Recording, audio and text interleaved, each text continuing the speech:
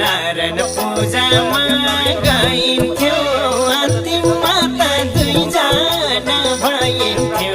फुलमा मौरी डुल्ने बेलामा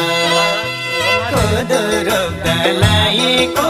पिराती छुट्यो तोरी फुल्ने बेलामा पूजामा गइन्थ्यो अन्तिममा त दुईजना भइन्थ्यो फुलमा मौरी डुल्ने बेलामा कोदो रोप्दा लाएको पिराती छुट्यो तोरी फुल्ने बेलामा कोदो रोप्दा लाएको पिराती छुट्यो तोरी फुल्ने